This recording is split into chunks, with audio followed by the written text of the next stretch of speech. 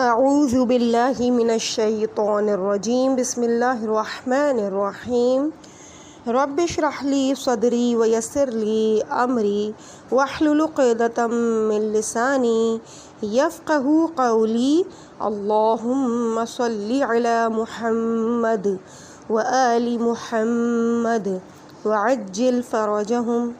کاشانہ بصیرت کے انتہائی قابل احترام سامعین کرام، السلام علیکم ورحمۃ اللہ وبرکاتہ۔ کتاب جنت کی ریڈنگ کے پارٹ نمبر 19 کے ساتھ میں آپ کی ریڈر زہرا علی آپ کی خدمت میں حاضر ہوں۔ یہ کتاب کہ جو آیت اللہ دست غیب شیرازی کی ان تقاریر پر مشتمل ہے کہ جس میں آپ نے سورہ واقعہ کی تفسیر بیان کی، اور اس کتاب کا ترجمہ علامہ ریاض حسین جعفری صاحب نے کیا ہے۔ ہم صفحہ نمبر 340 تک پہنچ چکے ہیں۔ بسم اللہ الرحمن الرحیم۔ لا یمسہ الا المطہرون۔ ترجمہ: اسے کوئی چھوتا نہیں سوائے ان کے جو پاک کر دیے گئے ہیں۔ ہیڈنگ ہے مراتب تزکیہ۔ اب ہم اس آیت کی مناسبت سے طہارت کی بحث کرتے ہیں۔ رسول پاک صلی اللہ علیہ وآلہ وسلم سے مروی ہے کہ الطہور نصف الایمان، یعنی طہارت نصف ایمان ہے۔ طہارت کے معنی پاکی ہیں، یعنی پاک ہونا ہر کثیف چیز سے، لہٰذا یہ اس کا عمومی معنی ہے۔ اس کے کئی مراتب ہیں، جو تمام مراتب طہارت کو رکھتا ہو وہ مزکی حقیقی ہے۔ اسلام کے تمام احکام کا نتیجہ طہارت ہے، جیسے قرآن فرماتا ہے وَلَٰكِن يُرِيدُ لِيُطَہِّرَكُمْ، سورہ مائدہ آیت نمبر 6، کہ خدا چاہتا ہے کہ تمہیں پاکیزہ بنائے۔ ادائیگی واجبات کے ساتھ مستحبات کی ادائیگی، محرمات سے پرہیز اور مکروہات سے دور رہنے سے۔ اگر کوئی شخص معنوی طور پر کثیف ہے تو اس کا ٹھکانہ جہنم ہے، لیکن جس کا یہاں تزکیہ ہو گیا وہ جنت میں جائے گا۔ پیغمبر اکرم صلی اللہ علیہ وآلہ وسلم کی بعثت کے جملہ وظائف میں سے ایک تزکیہ ذکر کیا گیا ہے، جسے تعلیم سے بھی مقدم رکھا گیا ہے۔ وَيُزَكِّيهِمْ وَيُعَلِّمُهُمُ الْكِتَابَ۔ پہلے امت کا تزکیہ ہو رہا ہے اور پھر تعلیم دی جا رہی ہے۔ سورہ شمس کی 11 قسموں کے بعد اشارہ ہوتا ہے کہ قد افلح من زکاہا، جس نے نفس کا تزکیہ کیا وہ کامیاب ہوا۔ اس طرح طہارت معنوی واضح اور روشن ہو گئی، لہٰذا ہمیں اللہ تعالیٰ سے دعا کرنی چاہیے کہ وہ ہمیں اس سے استفادہ کرنے کی توفیق عطا فرمائے۔ ہیڈنگ ہے تکبر، فخر اور ہوائے نفس نجاسات باطنی ہے۔ نجاسات ظاہری تو تمام جانتے ہیں، جس کا ذکر کرنے کی قطعاً یہاں کوئی ضرورت نہیں، البتہ نجاسات باطنی اہم ہیں۔ اگر بدن و لباس جو مورد نظر نہیں، ان کو پاک کرنا اور پاک رکھنا ضروری ہے، تو دل جو مورد نظر خدا ہے اس کو تو زیادہ پاک رکھنے کی ضرورت ہے۔ لہٰذا طہارت قلبی کے لیے تاکید کی گئی ہے، ان اللہ ینظر الی قلوبکم لا الی صورکم، یعنی اللہ تعالیٰ کی نظر تمہارے قلوب کی طرف ہے، نہ کہ تمہارے صور کی طرف، یعنی اپنے گناہوں سے سچی توبہ کرے۔ یہ طہارت باطنی ہے، اور طہارت باطنی کے لیے معصیت پر نادم ہو۔ اس کی نجاسات کو جاننا نہایت ضروری ہے، پھر ان کو پاک کریں گے۔ سب سے بڑی نجاست باطنی تکبر، فخر، غرور، حسد، کینہ، غیبت، بہتان اور جھوٹ ہے۔ اگر تکبر ذرہ برابر بھی دل میں ہو تو درگاہ رب العزت میں اس کی کوئی راہ نہیں۔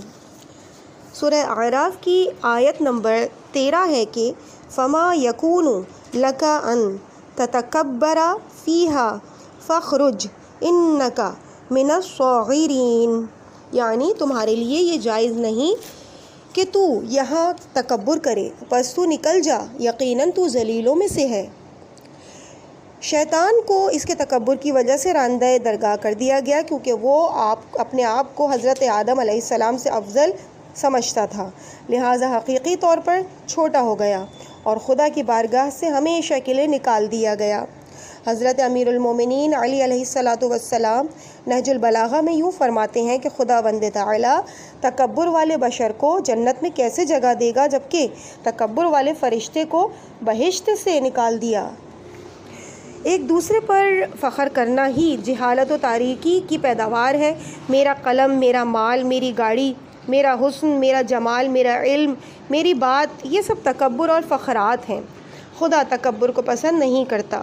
حضور صلی اللہ علیہ وآلہ وسلم نے ارشاد فرمایا، تکبر اور غرور انسان کو خراب کرتے ہیں۔ ہوائے نفس بھی خدا پرستی کے مقابل نجاست ہے۔ قرآن میں اس شخص کی سرزنش کی گئی ہے جس نے اپنی خواہشات کو اپنا خدا بنا رکھا ہے۔ ارأیت من اتخذ الہہ ہواہ، یہ تین کتا، خنزیر اور کافر نجاسات ظاہری ہیں۔ اس کے بعد ہیڈنگ ہے کینہ، حسد اور دشمنی دل کی بیماریاں ہیں۔ یہ تینوں یعنی کینہ، حسد اور عداوت مردار کے لاشے کی طرح ہے۔ ہر دل کہ جس میں اپنے کسی مسلمان بھائی کے خلاف کینہ، حسد، نا اتفاقی اور دشمنی بھری ہو وہ مردہ ہے اور اس کے اندر روحانیت مر جاتی ہے۔ تینوں باطنی نجاسات یعنی غیبت، تہمت اور دیگر مظالم ہیں کہ جن کے بارے میں قرآن کا ہر لفظ اس بات کی مکمل تفسیر بیان کرتا ہے اور یہ مردہ بھائی کا گوشت کھانے کے مترادف ہے۔ غیبت کے بارے میں ارشاد الہی ہے کہ وَلَا يَغْتَبْ بَعْضُكُمْ بَعْضًا أَيُحِبُّ أَحَدُكُمْ أَن يَأْكُلَ لَحْمَ أَخِيهِ مَيْتًا فَكَرِهْتُمُوهُ، سورہ حجرات کی آیت نمبر 12۔ ترجمہ، اور تم میں سے کوئی ایک دوسرے کی غیبت نہ کیا کرے۔ کیا تم میں سے کوئی ایک اسے پسند کرتا ہے کہ وہ اپنے مرے ہوئے بھائی کا گوشت کھائے؟ پس تم اسے مکروہ جانو گے۔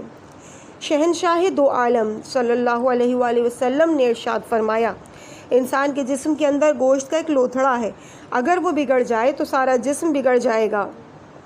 سن لو، وہ گوشت کا ٹکڑا تمہارا دل ہے، اس لیے اپنی معصیت پر نادم ہو کر اللہ تعالیٰ کی طرف رجوع کرو اور اعمال فاسدہ اور اعتقادات باطلہ کا قلع خامہ کرو۔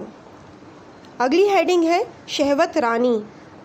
تیسری قلبی نجاست شہوات کی طرف میلان ہے، جو ظاہری نجاسات میں سے ہے، پیشاب پخانے کے حکم میں ہے۔ حضور علیہ الصلاۃ والسلام سے روایت ہے کہ آپ نے فرمایا، جس کی یہی کوشش ہوتی ہے کہ کوئی چیز پیٹ میں ڈالے تو اس کی اہمیت بھی اس قدر ہے جو چیز پیٹ سے باہر آتی ہے۔ جس کو سوائے شکم سیری کے اور کوئی فکر نہیں، جو کہ حلال و حرام نہیں جانتا، فضول خرچی سے اجتناب نہیں کرتا، اپنے جسم کی سلامتی کا بھی خیال نہیں کرتا، تو اس کی قیمت بھی ہضم شدہ غذا جیسی ہے۔ بس وہ دل میں شہوات سے محبت ہے، اور جس دل میں شہوات سے محبت ہے وہ دل مردہ ہے۔ حب دنیا تو ہر باطنی نجاست کی بنیاد ہے۔ ارشاد باری تعالیٰ ہے، جس نے نفس کو خواہشات سے روکا تو وہ بے شک جنت کا حقدار ہے۔ ہیڈنگ ہے غفلت مثل شراب نجس ہے۔ اہم ترین نجاست باطنی جو کئی اور انحرافات پیدا کرتی ہے وہ یاد خدا سے غفلت ہے۔ اس کو شراب کے ساتھ تشبیہ دی گئی ہے۔ شراب نجس ہے، یہ عقل کو ختم کر دیتی ہے، انسان کا دماغ سست ہو جاتا ہے اور اپنے ہوش کھو دیتا ہے، اور اس عالم بے خودی میں اچھا برا نہیں پہچانتا۔ کتا شکار کرتا ہے، بدبختی بھی غفلت ہے، اور غافل بندہ شیطان کا کھلونا ہے۔ اسی طرح غافل کی سخت مذمت فرمائی گئی ہے، بس یہی مقام احتیاط ہے۔ نفس اور اس کا حرص و ہوا کا قلع خامہ کرنا مقصود اول ہے۔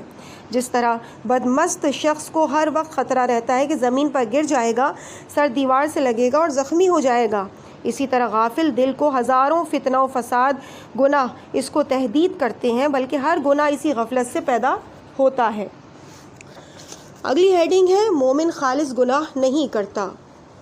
اصول کافی میں ہے کہ مومن زنا نہیں کرتا اور چوری نہیں کرتا۔ علامہ مجلسی علیہ الرحمہ نے فرمایا کہ اگر مومن کا ایمان حاضر ہے تو محال ہے کہ اس سے گناہ ہو جائے، کیونکہ وہ متوجہ ہے کہ خدا دیکھ رہا ہے اور لکھنے والے لکھ رہے ہیں۔ مومن ہے تو اللہ کے علم اور قدرت کو اچھی طرح جانتا ہے، لہٰذا غافل دل ہی گناہ کی طرف مائل ہوتا ہے، غافل دل بے اہمیت ہے۔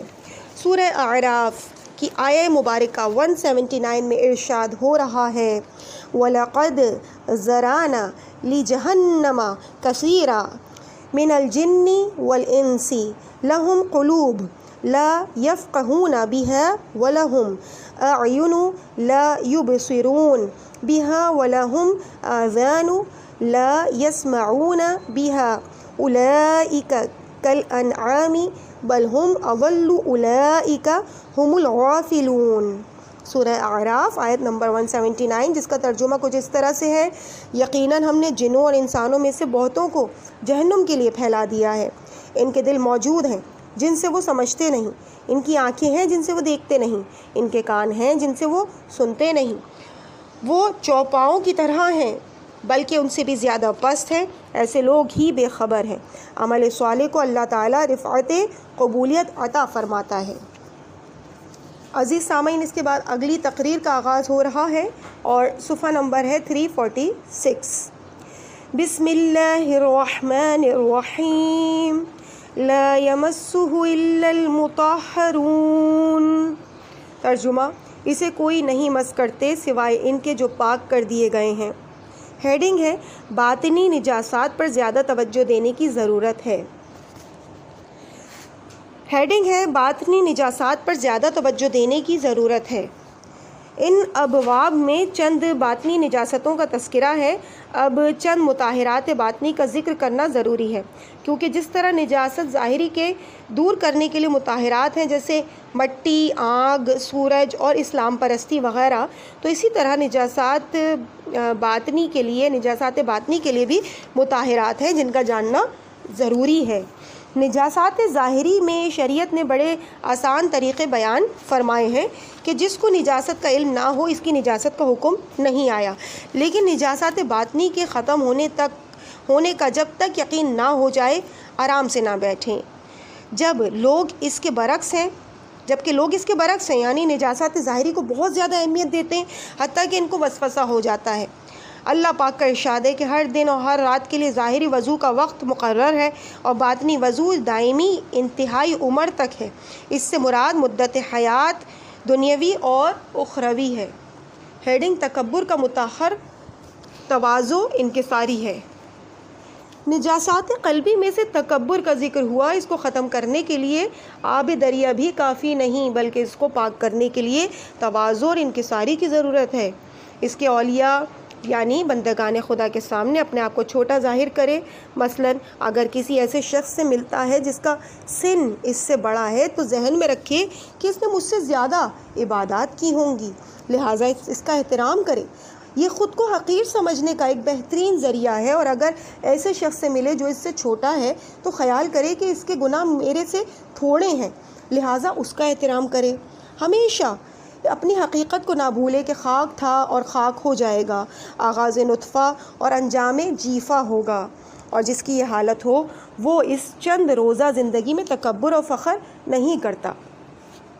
نجاست تکبر کا علاج اس کی ضد میں ہے، مثلاً اپنی شان سے کمتر لوگوں کی مجالس میں بیٹھے آئے جائے، اگر وہ اس کا احترام نہ کریں تو اس کو برا محسوس نہ ہو، اور ہر دم دل میں نہایت عجز و انکساری کے ساتھ یہ سوچے کہ میں کیا ہوں، صرف ایک خاکی بندہ جس کی حقیقت خاک ہے اور اسے ایک دن خاک ہو جانا ہے۔ ارشاد باری تعالیٰ ہے کہ اس کی ذات کے سوا ہر چیز فانی ہے۔ جناب امیر المومنین علیہ الصلاۃ والسلام کا ارشاد مبارک ہے، اللہ تعالیٰ نے اس آدمی پر رحم فرمایا جس نے اپنی قدر پہچانی اور اپنی حد سے نہ بڑھا۔ ہیڈنگ رسول پاک صلی اللہ علیہ وآلہ وسلم کی تواضع اور انکسار۔ اس کے بارے میں حضور کا اسوہ حسنہ ہم سب کے لیے نمونہ ہے۔ فرمان ہے کہ چند خصلتیں کبھی نہ چھوڑو، مٹی پر بیٹھنا، سلام میں پہل کرنا، حتیٰ کہ اپنے سے چھوٹے سے بھی سلام میں پہل کرنا، کسی کے پیچھے سواری پر بیٹھنے سے اعتراض نہ کرنا، اپنے لباس کو خود مرمت کرنا، اپنے گھر کے کام خود کرنا، جھاڑو دینا، دودھ دوہنا اور دیگر کام خود کرنا، اللہ کے سامنے تذلل اختیار کرنا بہت مؤثر ہے۔ ہیڈنگ: کینہ اور دشمنی کا مطہر یقین اور خدا پر اعتماد کامل ہے۔ نجاسات قلبی میں کینہ، حسد اور دشمنی ہے۔ اس کا مطہر نادر الوجود اور کم یاب ہے۔ حضرت علی علیہ السلام فرماتے ہیں کہ کینے کا علاج یقین سے کمتر کسی چیز سے ممکن نہیں۔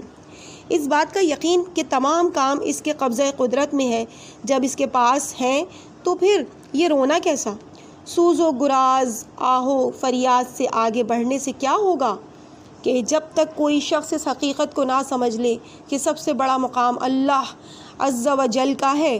دعائے ابو حمزہ الصومالی میں ہے کہ وہ یقیناً صادقاً حتی اعلم انہ لن یصیبنی الا ما کتبت لی، یعنی اور مجھے یقین صادق ہے اور میں دل کی گہرائیوں سے یقین رکھتا ہوں کہ مجھے وہی ملے گا جو میرے مقدر میں لکھا ہے۔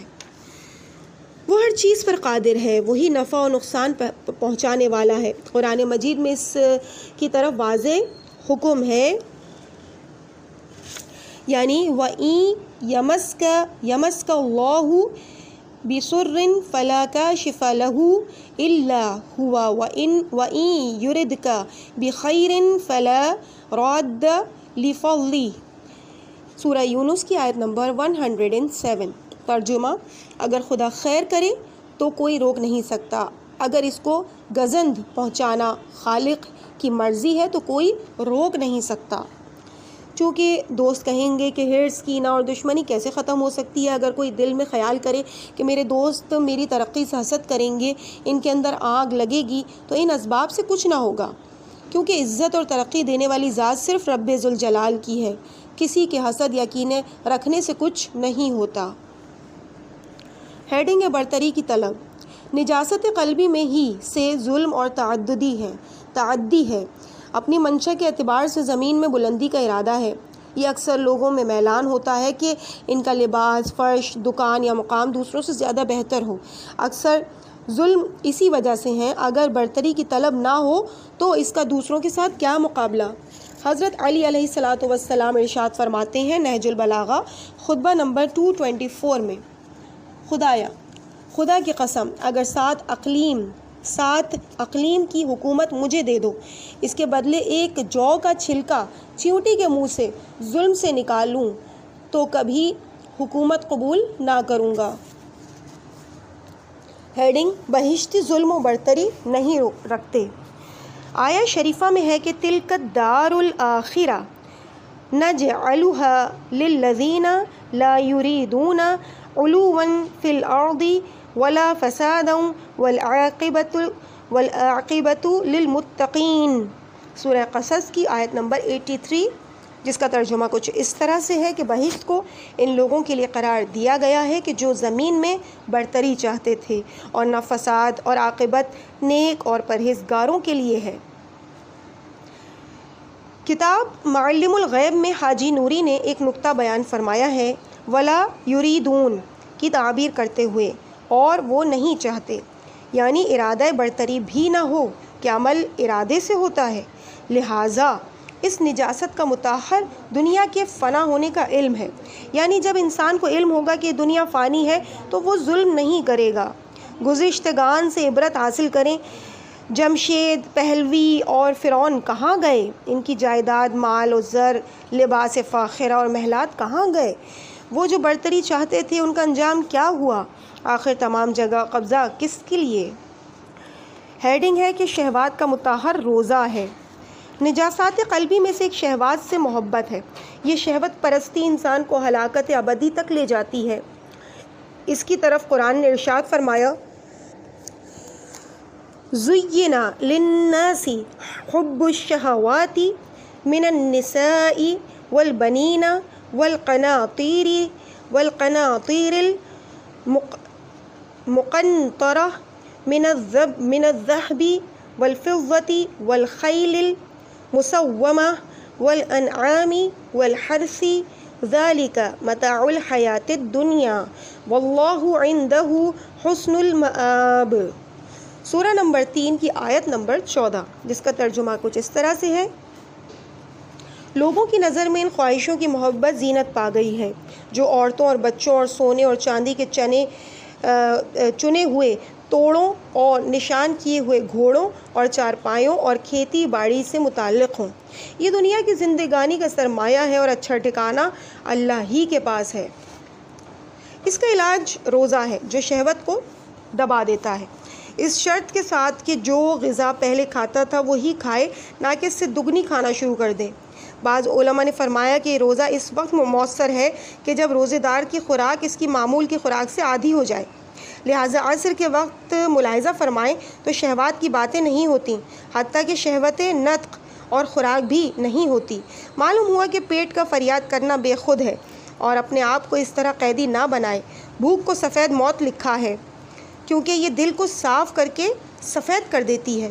خصوصاً جوانان مجرد اپنی شہوات کنٹرول کرنے کے لیے روزے سے اپنی عفت بحال رکھیں۔ حضور علیہ الصلاۃ والسلام کا ارشاد عالی ہے، بہت سے روزے دار ایسے ہیں کہ ان کو اپنے روزے سے سوائے بھوک اور پیاس کے کچھ حاصل نہیں ہوتا۔ ارشاد الہی ہے کہ حقیقتاً روزے دار وہی ہیں کہ جو برے کاموں سے بچتے ہیں۔ ہیڈنگ: یاد الہی سے غافل انسان۔ نجاسات قلبی ذکر الہی سے غافل ہونے کا نتیجہ ہے۔ اس کا علاج صرف ذکر خدا ہے۔ یاد خدا اس کو بازار میں حلال و حرام کے پیش کرنے کے وقت اس کے دل کو بیدار کرے گی۔ اگر زبان بھی مشغول رہے تو کتنا بہتر ہے، کیونکہ طالبان حق کے لیے ہمیشہ یاد الہی میں رہنا فرض کر دیا گیا ہے۔ ارشاد باری تعالیٰ ہے کہ اس کا ذکر کرو جیسے اس نے تمہیں ہدایت فرمائی۔ حضور علیہ الصلاۃ والسلام کا ارشاد عالی ہے، حضور قلب کے بغیر نماز نہیں ہوتی، کیونکہ مناجات کا مقام دل ہے۔ نماز تو پرہیزگار کا خدا سے تقرب کا سبب ہے، لہٰذا اس ابتدا کو ٹھیک کریں۔ نجاسات باطنی کے بارے میں کسی نے اچھے اشعار کہے ہیں، اور اس کے بعد کچھ اشعار یہاں پہ فارسی میں تحریر ہیں، اور اس کے بعد اس تقریر کا اختتام ہو جاتا ہے۔ اس کے بعد اگلی تقریر کا آغاز ہو رہا ہے صفحہ نمبر 354 سے۔ بسم اللہ الرحمن الرحیم۔ لا يمسه إلا المطهرون تنزيل من رب العالمين أفبهذا الحديث أنتم مدهنون وتجعلون رزقكم أنكم تكذبون۔ ترجمہ: اسے کوئی نہیں چھوتا سوائے ان کے جو پاک کر دیے گئے ہیں، اس کا اتارا جانا تمام جہانوں کے پروردگار کی طرف سے ہے، پھر کیا تم اس کلام سے سستی کرنے والے ہو اور اپنا حصہ یہی لیتے ہو کہ تم جھٹلاتے ہو؟ اپنا حصہ یہی لیتے ہو کہ تم جھٹلاتے ہو۔ ہیڈنگ ہے: پاک لوگوں کے علاوہ کوئی اس کے معنی سے فائدہ نہیں اٹھا سکتا۔ اس میں شک نہیں کہ قرآن مجید رب ذوالجلال کا کلام ہے۔ ہر چیز کی پاکیزگی اس کی پاکیزگی سے ہے۔ مطہر اسماء الہی میں سے ایک ہے۔ خدا خود پاک ہے، اس کا کلام پاک ہے، اور حضرت محمد مصطفیٰ صلی اللہ علیہ وآلہ وسلم پر نازل ہوا، اور اس کا واسطہ نزول حضرت جبرائیل علیہ السلام۔ اس لیے جو چاہتا ہے کہ اس قرآن کے معنی سے بہرہ مند ہو تو یہ پاکیزگی اور مناسبت پر موقوف ہے، ورنہ جو لوگ آلودگیوں میں ملوث ہونے سے کثیف ہیں اور دنیا کی دل ربائی میں کھوئے ہوئے ہیں، وہ دنیا تو رکھتے ہیں لیکن آخرت کے لیے فائدہ نہیں حاصل کر سکتے۔ لا یمسہ الا المطہرون۔ جس کے دل کی آنکھ روشن ہے قرآن سے زیادہ فائدہ حاصل کر سکتا ہے۔ دنیا کی محبت کثافتوں کی آماج گاہ ہے۔ دنیا کی خواہشات اور آرزوئیں دل کو اندھا کر دیتی ہیں۔ دنیا کی دل ربائی، زیبائی اور اس کے تصورات فہم و ادراک کی حقیقت پر پردہ ڈال دیتے ہیں۔ قرآن مجید نے دنیا کی بے اعتنائی اور فنا فی دنیا کو مختلف عبارتوں سے تعبیر کیا ہے، جیسے کہ اعلموا انما الحیات الدنیا لعب و لہو، یعنی سورہ حدید کی آیت نمبر 20۔ تم جان لو کہ دنیا کی زندگی فقط ایک کھیل اور کود ہے۔ اے بوڑھوں، تمہاری عمریں کتنی ہیں؟ آپ کہیں گے کہ ایک سنہری خواب یا قرآن کی تشبیہ کے مطابق وَاضْرِبْ لَهُم مَثَلَ الْحَيَاةِ الدُّنْيَا كَمَاءٍ أَنزَلْنَاهُ مِنَ السَّمَاءِ فَاخْتَلَطَ بِهِ نَبَاتُ الْأَرْضِ فَأَصْبَحَ حَسِيمًا تَذْرُوهُ الرِّيَاحُ وَكَانَ اللَّهُ عَلَى كُلِّ شَيْءٍ مُقْتَدِرًا۔ سورہ کہف کی آیت نمبر 44۔ ترجمہ: اے رسول صلی اللہ علیہ وآلہ وسلم، تم ان کے لیے دنیا کی زندگانی کی مثال بیان کر دو کہ وہ اس پانی کی طرح ہے جسے ہم نے آسمان سے اتارا، پھر اس کے ساتھ زمین کی رویدگی مل گئی، پھر وہ ریزہ ریزہ ہو گئی کہ اسے ہوائیں اڑا دیتی ہیں، اور اللہ تعالیٰ ہر چیز پر قدرت رکھنے والا ہے۔ یہ مفہوم اور مطلب اس شخص کے لیے آشکار نہیں ہوتا جو شہوات میں غرق ہوتا ہے۔ اللہ رب العزت نے فرمایا کہ جو اس دنیا میں اندھا ہے، یعنی جس نے ایمان کی راہ یہاں نہیں پائی، وہ آخرت میں بھی اندھا ہوگا۔ اور اللہ جل جلالہ کا ارشاد ہے کہ یہ آنکھیں اندھی نہیں ہوتی بلکہ وہ دل اندھے ہوتے ہیں جو سینوں میں ہیں۔ حالانکہ یہ دنیا فنا ہونے والی ہے، اس میں کوئی شک نہیں، لیکن جو شخص شہوات میں غرق ہے تو اس کی آنکھ باطن کا ادراک نہیں کر سکتی، کیونکہ معمولی گناہ بھی آنکھ کے سامنے مانع ادراک بن جاتے ہیں۔ جس طرح خوف خدا میں ایک آنسو پردے کو ہٹا دیتا ہے اور عبادت میں خلوص نورانیت کو زیادہ کرتا ہے۔ ہیڈنگ: اچھی کلام متکلم کی اچھائی پر دلالت کرتی ہے۔ تنزیل من رب العالمین، اس کا اتارا جانا تمام جہانوں کے پروردگار کی طرف سے ہے۔ قرآن مجید رب العالمین کی طرف سے نازل ہوا ہے۔ عظمت کلام عظمت متکلم سے ہوتی ہے، دوسرے الفاظ میں کہ مرتبہ نازلہ متکلم کے وجود سے ہوتا ہے۔ الکلام صفت المتکلم، جو عظمت متکلم میں ہوتی ہے وہی اس کے کلام میں ہوتی ہے۔ تنزیل مصدر ہے بمعنی منزل۔ قرآن کریم جب بھی کسی آمادہ ذہن سے گزرتا ہے تو اثر رکھتا ہے، اور پتھر سے بھی سخت دلوں اور ظلمات میں وہ آمادگی نہیں۔ سرکار دو عالم صلی اللہ علیہ وآلہ وسلم تلاوت قرآن پاک کرتے تو مشرکین کانوں کو بند کرتے تاکہ قرأت نہ سنیں۔ ہر پست، چھوٹا اور گھٹیا قسم کا انسان کبھی کسی بزرگ کی بزرگی کو درک نہیں کر سکتا جب تک خود انسان بزرگ نہ ہو۔ اسی طرح کمینہ اور کم ظرف انسان اس عظمت قرآن کو درک نہیں کر سکتا۔ عام مومنین کا قرآن کا احترام کرنا ان کو اپنے اعتقاد اور احترام سے ہے۔ قرآن کو چومتے ہیں، سر پر رکھتے ہیں، بہترین جگہ پر رکھتے ہیں کہ پاؤں اس قرآن کی طرف نہ ہوں۔ ہیڈنگ: مشرکین قرآن کو بہت معمولی سمجھتے ہیں۔ قرآن نے بعد میں آنے والی آیت میں مشرکین کی توبیخ کی ہے۔ افبہذا الحدیث انتم مدہنون، ترجمہ: پھر کیا تم اس کلام سے سستی کرنے والے ہو؟ حدیث سے مراد قرآن ہے، کیونکہ اس میں واقعات ہیں، اس لیے حدیث بھی اس کو کہا جاتا ہے۔ مدہنون یعنی مداحنہ سے ہو تو اس کا معنی بے توجہی اور بے اعتنائی کرنا ہے۔ مداحنہ ضد جدید ہے۔ جو مومن ہے قرآن اس کے نزدیک عظیم ہے، کیونکہ رب العالمین کی طرف سے بھیجا گیا ہے، لیکن منافقین اور کفار قرآن کو معمولی سمجھتے ہیں اور وہ بے اعتنائی اور بے پرواہی کرتے ہیں۔ افبہذا، آیا اس قرآن سے کہ جو رب العالمین کی طرف سے آیا ہے بے پرواہی کرتے ہیں؟ ہیڈنگ ہے: کافر قرآن کی تکذیب کرتے ہیں۔ وَتَجْعَلُونَ رِزْقَكُمْ أَنَّكُمْ تُكَذِّبُونَ، ترجمہ: اور اپنا حصہ یہی لیتے ہو اور اپنا حصہ یہی لیتے ہو کہ تم جھٹلاتے ہو۔ ہیڈنگ سب ہیڈنگ سمجھ لیجئے، یہاں پر لکھا ہوا ہے وجہ اول۔ پہلی وجہ اس آیت میں ہے کہ کافروں کے اعتراض کی توبیخ کی جا رہی ہے۔ تم بجائے قرآن پر ایمان لانے کے اور اس سے فائدہ اٹھانے کے اس کی تکذیب کرتے ہو۔ وجہ دوم، روایت کثیرہ میں ہے کہ جو اہل بیت علیہم السلام سے ہم تک پہنچی ہے کہ اس آیت شریفہ کا اشارہ مطلق رزق کی طرف ہے کہ جو بشر کو خدا کی طرف سے پہنچا ہے، خواہ جسمانی ہو یا روحانی۔ قرآن روح اور عقل کا رزق ہے، اس لحاظ سے شکر محذوف ہے۔ وَتَجْعَلُونَ شُكْرَ رِزْقِكُمْ أَنَّكُمْ تُكَذِّبُونَ، یعنی تم اپنے رزق جسمانی اور روحانی کا شکر کرتے ہو کہ قرآن کی تکذیب کرتے ہو، بجائے اس کے کہ قرآن کی رحمت کے شکر بجا لانے کے اس کی تکذیب کرتے ہو۔ ہیڈنگ: بارش کو آسمان سے سمجھنا تکذیب خدا ہے۔ اللہ اکبر۔ روایات اہل بیت میں ہے کہ اس آیت کا اشارہ زمانہ جاہلیت کی طرف ہے کہ جس کی شرح اس طرح ہے۔ فرماتے ہیں کہ 3 چیزیں زمانہ جاہلیت میں پائی جاتی تھیں، یعنی نور اسلام سے پہلے کے زمانے میں۔ اول، وہ حسب پر طعن و تشنیع کرتے تھے کہ فلاں شخص جو لاہے کا کام کرتا ہے اس کا باپ بڑھئی تھا، یہ کتنی شیخیاں مارتا ہے، اپنے قبیلے کو نہیں دیکھتا، وغیرہ وغیرہ۔ دویم، اپنے نسب پر فخر کرتے تھے کہ فلاں کا بیٹا ہوں اور میرا دادا یوں تھا اور یہ تھا۔ ایک مشرک رسول پاک کے پاس آیا اور اس نے اپنی 5 پشتوں کے نام لے کر فخر کیا۔ اس نے خیال کیا کہ رسول اللہ مرعوب ہو جائیں گے یا احترام کریں گے۔ آقا و مولا رسول خدا صلی اللہ علیہ وآلہ وسلم نے فرمایا، تم ان کے چھٹے جہنمی ہو، جس کی جگہ جہنم میں ہو تو کون اس پر فخر کرتا ہے؟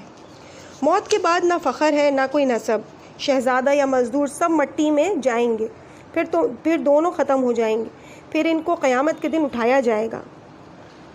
سوم یعنی 3rd پوائنٹ جو ہمارا مقصود ہے، استسقاء کی کئی اقسام ہیں۔ رئیس المحدثین شیخ صدوق فرماتے ہیں کہ قول منجمعین کی تحقیق سے جو بات نکلتی ہے وہ یہ ہے کہ 28 ستارے ہیں اور ہر ستارہ 13 شب کے بعد غروب ہو جاتا ہے اور طلوع فجر کے وقت ایک اور ستارہ اس پر طلوع کرتا ہے۔ یہ ہر سال یہ سلسلہ جاری رہتا ہے۔